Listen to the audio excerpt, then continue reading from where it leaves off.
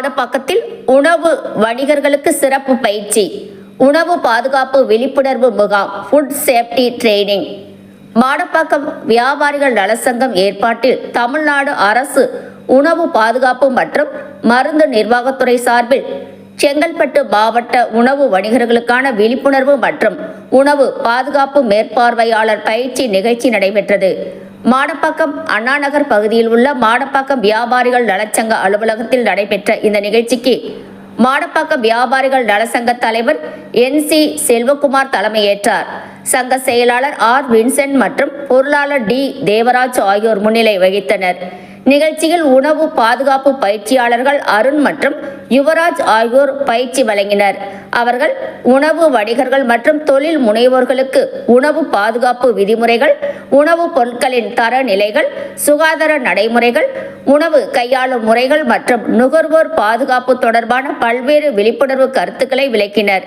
மேலும் உணவு பாதுகாப்பு மேற்பார்வையாளர்களின் பொறுப்புகள் மற்றும் உணவு தயாரிப்பு, சேமிப்பு, விற்பனை உள்ளிட்ட துறைகளில் கடைபிடிக்க வேண்டிய அரசின் வழிகாட்டுதல்கள் குறித்தும் விரிவாக எடுத்துரைக்கப்பட்டது.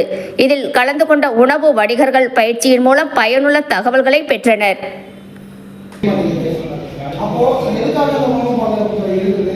அவங்க என்ன பண்றாங்க, அவங்க எதுக்காக இருக்கிறாங்க, நம்ம ஒரு வணிகம் பண்றோம் அப்படின்னா நம்ம என்னென்ன விதிமுறைகளை பின்பற்றணும், எந்தெந்த உணவுப் பொருட்களை வாங்கி விற்கக்கூடாது. ஏன்னா கலப்பட பொருட்கள் நிறையா இருக்குது, நம்ம எல்லாருக்குமே தெரியும். ஒரு கலர் யூஸ் பண்ணி ஒரு சில்லி போட்டு கொடுக்குறோம், ஒரு கலர் யூஸ் பண்ணி பிரியாணி செய்யணும், ஒரு கலர் யூஸ் பண்ணி பஜ்ஜி போட்டு கொடுக்குறோம்.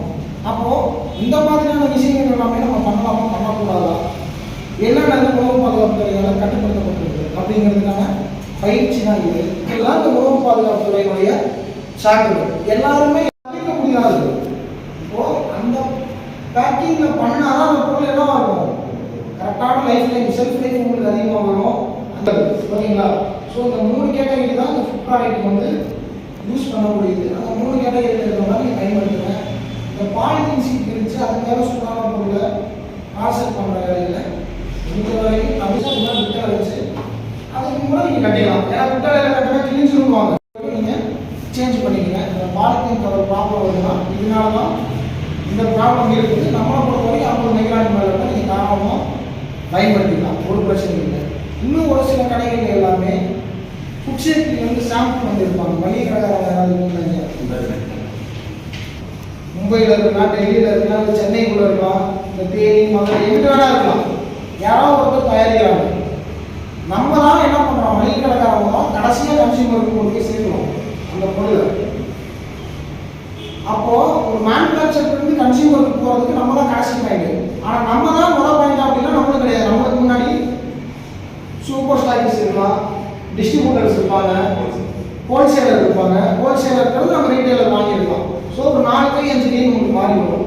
அப்போது ஒரு உணவுப் பொருள் ஒரு தயாரிப்பாளர் தயாரிக்கிறாங்க, அதை கடைசியாக அதுலேருந்து சாம்பிள் கொடுத்து எடுக்கிறாங்க. அது ஒரு டேட்டை வரல. அதான் சார், அது என்ன அப்படின்னா நீங்கள் தான் கொட்டுறீங்க ஒரு பொருள் இருந்து எடுத்தாங்க. அது டேட்டை வரலையேன்னு சொல்கிறேன். 75 கிலோ மட்டும் வராது. 75 கிலோ மட்டும் வராது. நம்ம வந்து ரூல்ஸ் வந்து எடுக்கிறாங்க, எங்க கலைஞர்ல எடுக்கிறாங்க. ரூல்ஸ் பண்ணி செக் பண்ணிங்க சார். எடுத்து பேக் பண்ணி டேட் போட வைப்பீங்க. அதுதான் சாம்பிள். சக்கரை வாங்க. சக்கரை ரூல்ஸ் பண்ணி பேக் பண்ணுவீங்களா? அது பேக் பண்ண போறீங்க. அப்படியே லைவா இருப்பீங்களா? சாம்பிள் எடுக்கணும். அது மூட்டையில இருந்து எடுக்கிறாங்க.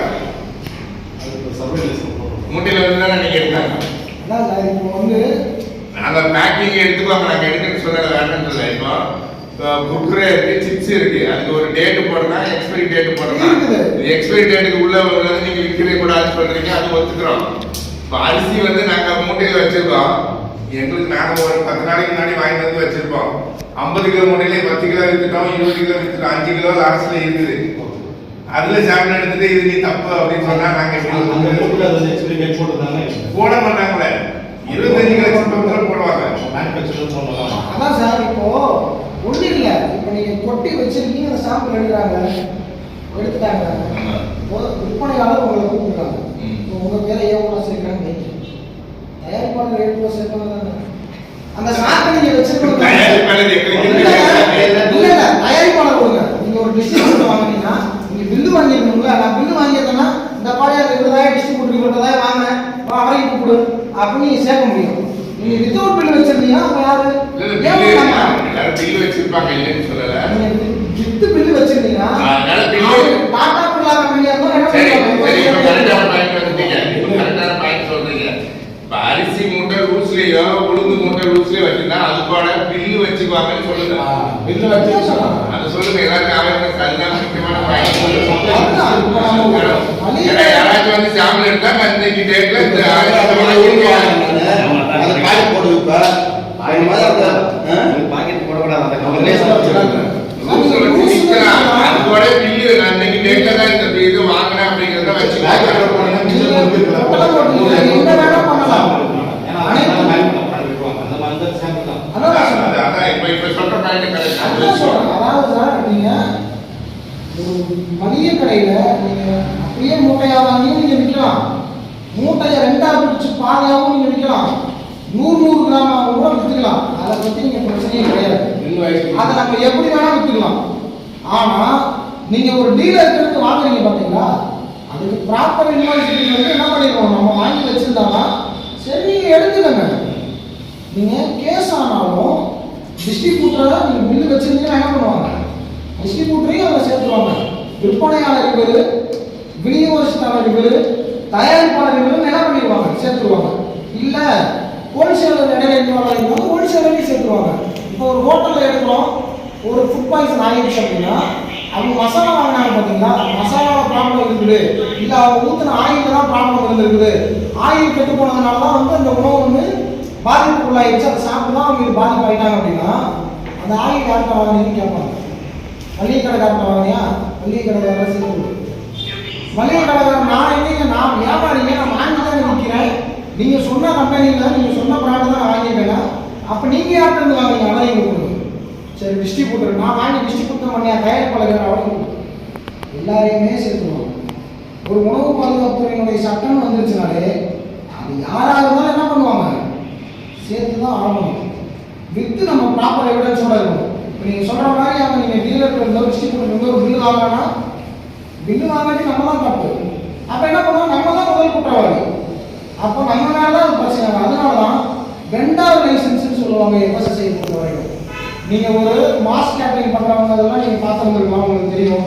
ஒரு காலேஜ் கேட்டரிங் பண்ணுறவங்க இந்த மாதிரியான கேட்டரிங் இண்டஸ்ட்ரியெல்லாம் நீங்கள் பார்த்துருக்கலாம்.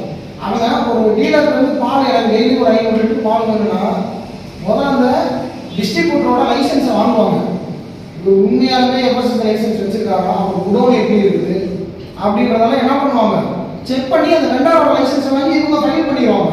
ஏன் அப்படின்னா காலேஜில் ஏதாவது ஒரு பிரச்சனை ஆயிடுச்சு, ஏதாவது ஒரு ஃபுட்டில் ஸ்பாயில் ஆயிருக்கு அப்படின்னு என்ன பண்ணுவாங்க, பாருங்க இவருக்கு தான் நான் வாங்குறேன்னு லைசன்ஸ் நடக்கிறது. எஃப்எஸ்எஸ் லைசன்ஸும் சரி, invoice bill proper invoice bill வந்து என்ன பண்ணிக்கணும், வாங்கி வச்சுக்கிட்டா நம்மளுக்கு சேஃப்டி.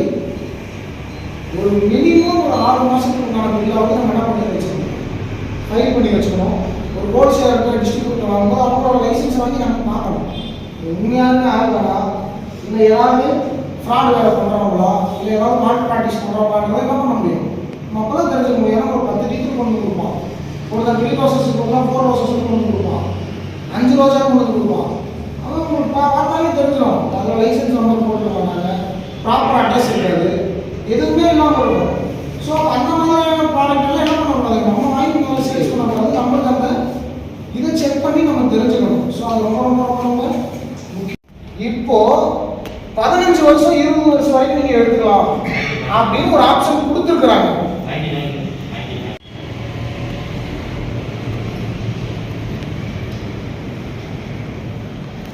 ஆ